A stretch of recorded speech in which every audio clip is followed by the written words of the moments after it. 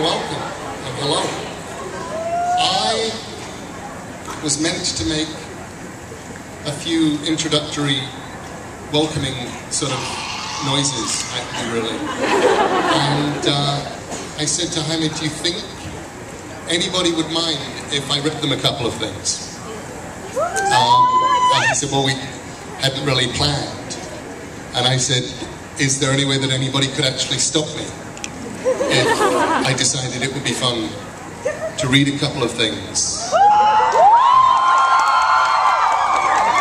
He said, no, there really wasn't. So I thought I would read you a couple of things. And one of them is a poem that I wrote a few years ago, and that it's about what we do and why we tell stories, and in many ways it's just about what this evening is really all about.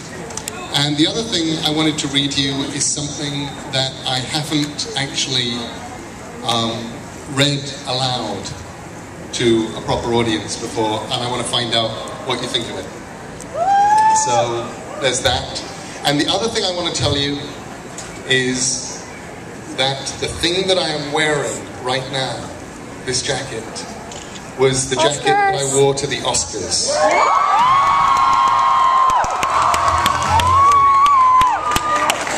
Wonderful, made for me by a designer named Cambrielle, who decided that she wanted something of hers to go to the Oscars, and it has buttons on the back. And she was going to do, because we were going for Coraline, she was going to do big Coraline buttons. And then she changed her mind. And I told her, no, I wished actually she'd done the big Coraline buttons. But, there we go. So, a couple of things for you.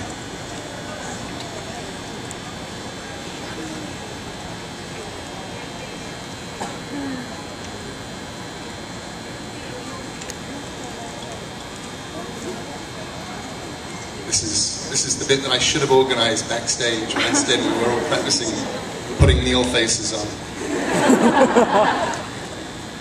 Something I recommend. Normally people say, is this strange for you? And I go, no. And then today, back there, looking down at 40 people with my face, someone said, is it strange? And I said, yes.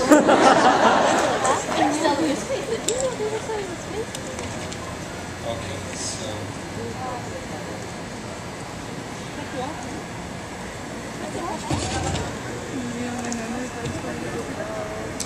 This is a poem that you will find in my book, Smoke and Mirrors. And it's what I believe.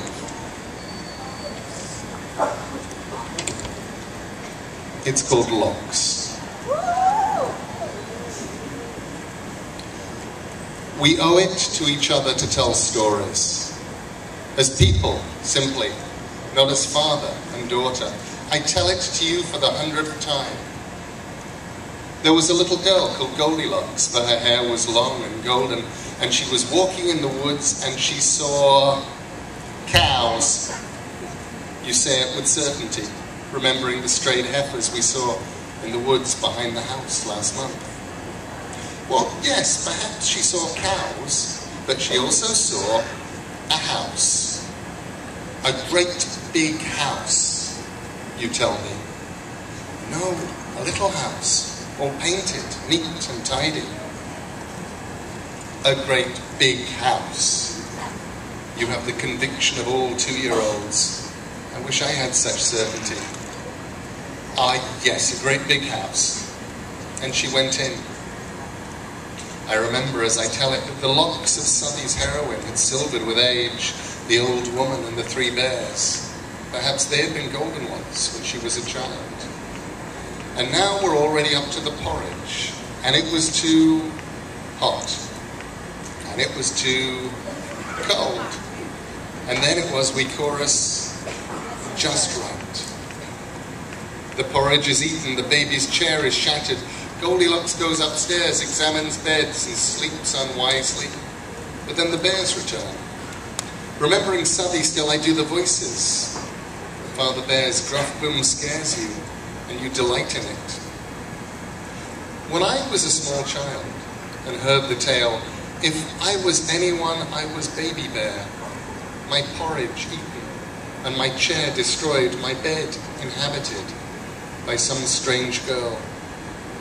You giggle when I do the baby's wail. Someone's been eating my porridge, and they've eaten it all up, you say.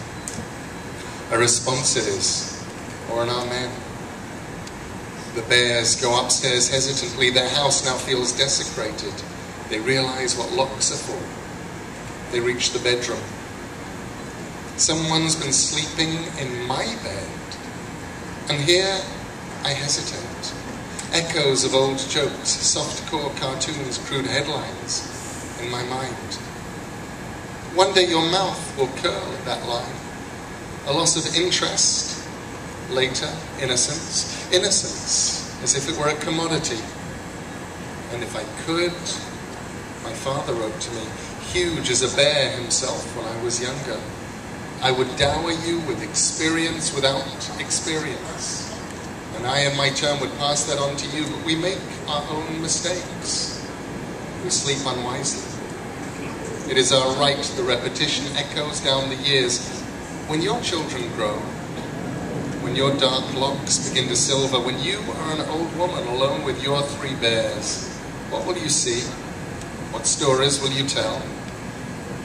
And then Goldilocks jumped out of the window and she ran, together now, all the way home. And then you say, again, again, again. We owe it to each other to tell stories. These days, my sympathy's with Father Bear. Before I leave my house, I lock the door and check each bed and chair on my return. Again, again, again.